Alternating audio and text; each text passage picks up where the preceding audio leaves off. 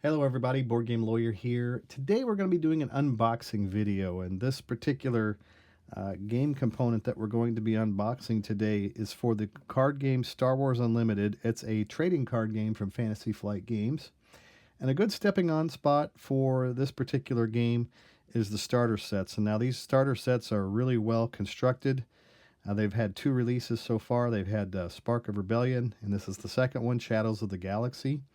And so these are an excellent place to begin because they give you 2 nicely balanced decks that you can use and all the components that you need in order to be able to play a game of Shadows of the Galaxy. And you only need 1 box because 2 players, it's a 2-player game, so both players get a deck inside the box here. So let's open it up and see what's inside. All right, so I'll begin by, I don't know if there's any really good way to open these boxes. They're glued pretty good. So we'll just crack into this first side here, and let's pull out some of the components to see what you get inside. So you get a full round of tokens inside the box that you can use. You can replace these later with acrylic tokens if you like the game, but the ones that they give you have all the tokens that you need in order to be able to play a game of Star Wars Unlimited. Also, they give you some play mats. One side's a poster. So there we have the Mandalorian. And on the other side is a poster with some rules. It has a rules reference, initiative counter, a place where you can put your units. So in the game you'll have a base, you'll have a leader, you'll have space units, and you'll have ground units that you'll use, as well as a place to put resources, the initiative counter, instructions on setup, the round structure, the reference. All these are some nice rules to help you to be able to learn the game Star Wars Unlimited. All right, and so you get both a Mandalorian poster and playmat, and you get a Moff Gideon one. Let's just take a look at that one real quick. Okay, there's Moff Gideon. Same thing. On this one, ground units, space units, resources, leader, base, and so forth. Place for your initiative counter. So these mirror each other. Okay, and you also get a quick start rules book, which gives you all of the glossary keywords on the back, which is nice. You have the ambush, bounty, overwhelm, restore, sentinel, shielded, and smuggle. 2 of these are new, the bounty and the smuggle, so this gives you a breakdown of the rules, the keywords that you find on the cards, as well as a nice explanation of how you can get started in a game of Star Wars Unlimited. But also inside are the most important part, the cards. So inside the box you get a deck of cards. You also get some boxes that you could put your cards in. Okay. And that's everything inside the box, empty. So we'll set that off to the side for now. And let's take a look at the 2 different play decks that you get and see what kind of cards you can expect to get. These are fixed cards that you get inside the box. So there's the paper that comes off nicely. And so this is the Moff Gideon deck. And so there is his leader side as well as his unit side. Leader unit. Leader, that's Moff Gideon. So he plays in green, command, and imperial. All right, or villainy. And then here is the base that you get to start with. It's the Remnant Science Facility. And on the back side of that card is the Moff Gideon checklist. So later on, if you get expansion card, if you get packs that you add to your collection, and you want to go back to the starter list, well, you have a copy of that list right here. Everything that's included in the deck right here on the back of that card. So that's a Remnant Science Facility. So we'll put our base and our leader out here on the table. And then you'll notice that there was a place for ground units and space units on the play mat that you get, the plastic play mat. You also get some tokens, so you get some experience tokens as well as some shield tokens, and you get a set of 3 of those that you can use in the game. And then here are some units that you can play throughout the course of the game. So the first one is the Warzone Lieutenant. We'll set him over here. You get 2 copies of him. We've got Dr. Pershing. He's also a unit. And this is a rare card, I believe. Yep. So there are some rare cards inside the starter kit that you'll get. Here's General Tag.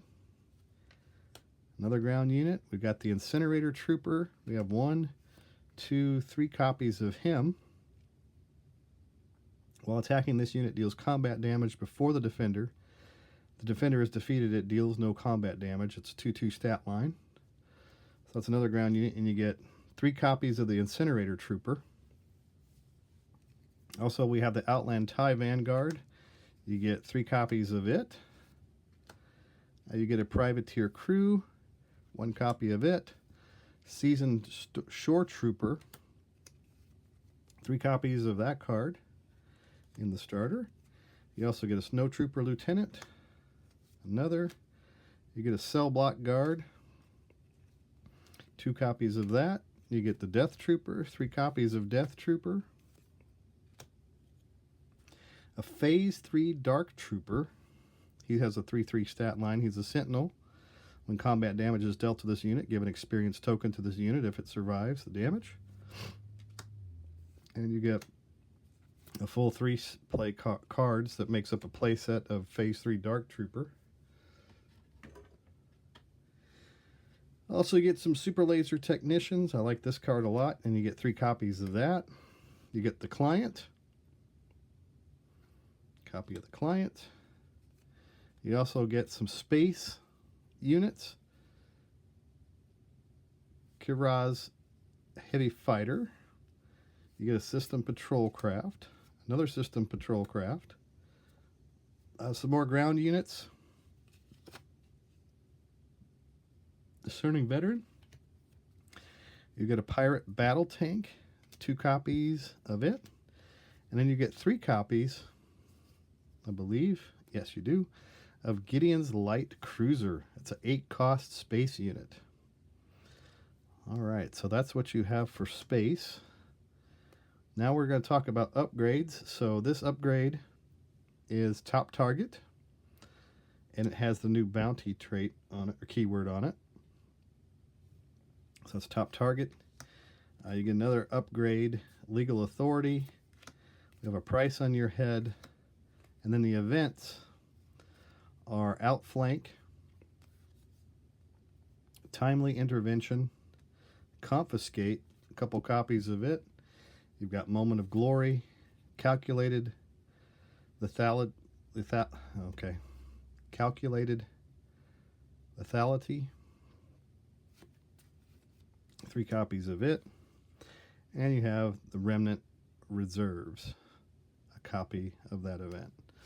So that's everything that you get in the Gideon deck. So a nice, well-rounded deck. Mostly units on the ground, a few units in space. And so I like it a lot. And some of these cards are ones that you'll notice that came in the first expansion, Spark of Rebellion. Some of these cards are brand new. You get 3 copies of cards that are new, so that's nice. You get a full play set of some of those. Just a basic base, Remnant Science Facility, again with our checklist on back. And then let's look at Moff Gideon. He has the Overwhelm ability. When attacking an enemy unit, deal excess damage to the opponent's base. Each friendly unit that costs 3 or less gets +1, +0, and gains Overwhelm while attacking an enemy unit. And then on his leadership side, he has an action, so you can exhaust him to attack with a unit that costs 3 or less. If it's attacking a unit, it gets +1, +0 for this attack. That's Moff Gideon. That's the starter deck for Moff Gideon. Now let's take a look at our Mandalorian.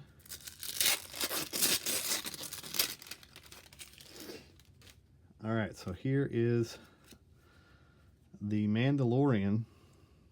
When you play an upgrade, you may exhaust this leader. If you do, exhaust an enemy unit with 4 or less remaining hit points.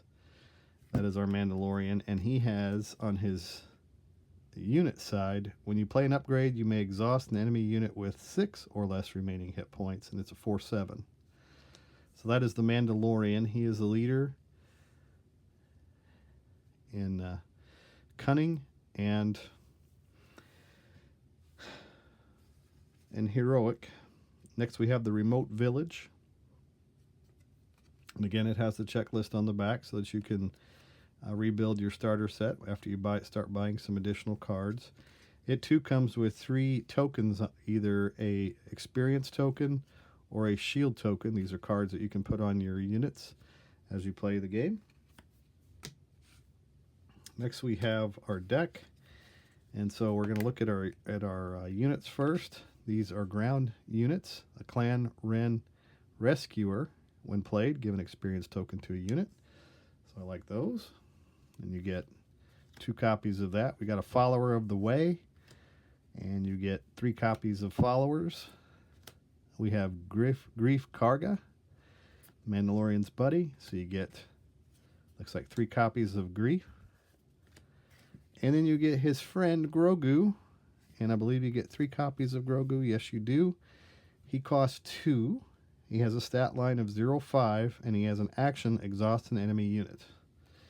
So Grogu can put your enemies to sleep. Next we got a Cool, who is the Mandalorian's buddy. And he has a stat line of 2/3. Restore 1. On attack, discard a card from your deck. If it shares an aspect with your base, return it to your hand. Okay. Alright, we got 1 copy of that. We got the Hawk 290 Freighter, which is a space unit. We get 3 copies of that. We have a Mandalorian Warrior, and we have 1 Mandalorian Warrior. That's a common card from the new set. Protector of the Throne is a unit. We get a ground unit, and we've got 2 of those. Next, we have the Village Protectors, and we get 3 copies of that. 3 cost ground unit. It's a Sentinel, shielded. When you play this unit, give it a shield token. So I like the Village Protectors. Chain Code Collector, Underworld Bounty Hunter. 4/2 is a stat line. Ambush, and on attack, if the defender has a bounty on it, it gets -4, -0 for this attack. Nice, a good reason to put out bounties. So there's your Chain Code Collector. We got the Razor Crest. 3 copies of the Razor Crest, 4 cost. Mandalorian Vehicle Transport, restore 2 when played. You may return an upgrade from your discard pile to your hand. That is the Razor Crest. We also have a Survivor's Gauntlet, which costs 5. We have the Armorer, Mandalorian's friend there. 3/5 is a stat line. It costs 5 to put down when played. Give a shield token to each of up to 3 Mandalorian units. Nice. Good shield character. We have the Cargo Juggernaut, which is another ground unit.